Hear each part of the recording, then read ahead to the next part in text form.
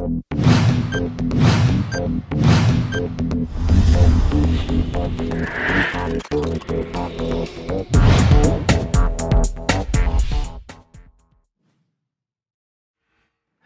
dia, boa tarde, boa noite, boa madrugada. Eu sou o Kleber Caverna com a nossa próxima dica de geografia, ok? Geografia do Brasil. E eu pego aqui diante do material que é proposto, ele em determinado momento fala assim, as atividades econômicas e industrialização. Amigo, amiga, quando a gente fala de indústria, no Brasil, a gente vai associar principalmente, tá? A partir do ascensão, né? O momento que ela começa a crescer. Então, a gente coloca aqui, ó, a partir de Vargas, tá? Então, Vargas, a partir de Vargas, ela vai o quê? Nós vamos acelerar nosso processo industrial. O que a gente tinha antes era um surto industrial, mas não chegava a ser uma revolução industrial brasileira. Aqui é a nossa verdadeira. Vargas, você vai sempre associar Vargas como sendo o quê? Como sendo uma pessoa que protegia o Estado, né? Uma pessoa nacionalista. Então ele vai criar muitas o quê? Estatais.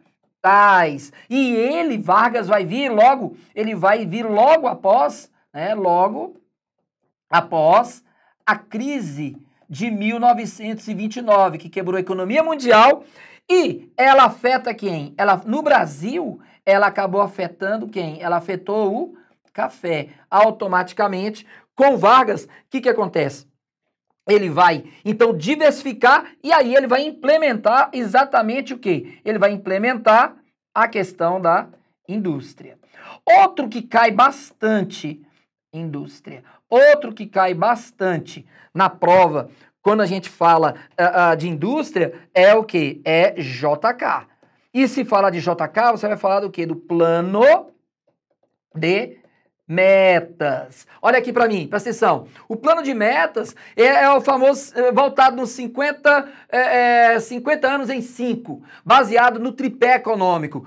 Capital estatal, capital privado nacional e capital estrangeiro. Na verdade, ele vai investir muito no capital estrangeiro. Então, veja só, quando a gente fala de JK, a gente está falando exatamente desse tripé econômico, tá? Que eu acabei de falar. O tripé econômico baseado em capital estatal, tá? Em capital privado nacional e a diferença, capital estrangeiro, tá? A partir desse tripé, tá? O que acontece? Você passa a ter, a partir desse tripé,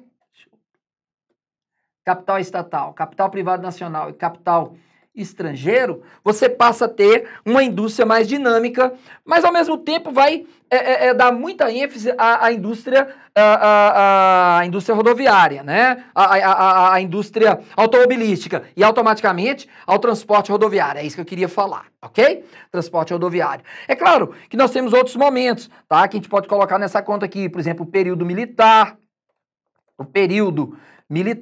Dentro do período militar, às vezes eles podem chamar atenção para o milagre econômico, né? O chamado milagre econômico, que não foi bem um milagre, mas foi muito dinheiro pego a juros baixos na época do período ditatorial. E é interessante a gente chamar atenção, olha só, que esse milagre econômico, ele quebra exatamente em 73, a partir da crise do petróleo. E aí a coisa desandou. Tá, ok? Então o milagre acabou virando pesadelo. Mas o Brasil cresceu em vários setores dentro da indústria durante o período do milagre, ok? Bom, depois disso tudo, dentro do contexto da indústria, obviamente vem o período quê?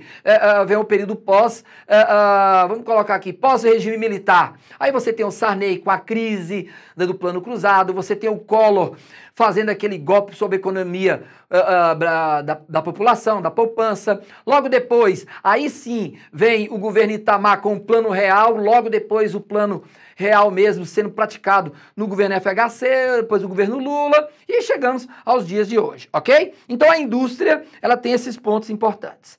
Também quero dar destaque uma coisa que está ligado à indústria, que é a questão da urbanização.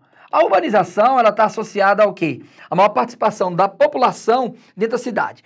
Olha só, mais gente na cidade do que no campo. Eu pego aqui 2010. Então, quando a gente olha a urbanização brasileira, o que a gente percebe? Se eu fizer um gráfico lá atrás, tá? Que esse gráfico aqui ele pega de 60 para 2010, mas se eu pegar um gráfico voltando mais atrás um pouquinho, o que eu vou perceber? Eu vou ter mais ou menos isso aqui, ó. Então, a população rural. E eu vou usar uma outra cor. Vamos usar aqui o roxo. Não, roxo não, o roxo vai ficar parecido. Vamos usar aqui o verde. E aqui, ó, a população urbana. O que você percebe, o que a gente pode trabalhar nesse gráfico? Então, a gente pega, por exemplo, aqui, ó, 1930. Você pega aqui mais ou menos entre 1968 e 1970. E você pega 2010. O que você percebe? Tá? Os pontos. A população rural em 1930 era mais ou menos 70% na cidade e mais ou menos 30% no campo. Aqui ficou 50-50, né? Ficou meio a meio. E hoje, em 2010, nós temos então aqui, ó, o número que está aí, 84,4 contra 15,6. Então, o processo de urbanização ficou evidente aqui, ok? Bom, outro ponto que eu quero dar destaque é a questão envolvendo energia, tá? As fontes. Me chama atenção. Para as fontes, são dois tipos de fontes. As renováveis, tá? Renováveis e as fontes não renováveis, tá? Renováveis. O Brasil, de certa forma, dentro dessa matriz, o Brasil está bem, tá? O Brasil, em média, colocamos aqui em torno de, mais ou menos aqui, uns 32 ou mais por cento de energias renováveis. Mas ainda podemos melhorar essa situação. Levando em consideração aqui, ó, as energias renováveis, dou destaque aqui, então, para a energia hidráulica, a biomassa, né? E as não renováveis, o petróleo, o gás natural, enfim, carvão mineral, o próprio urânio. Ok? Então, ó, até a próxima!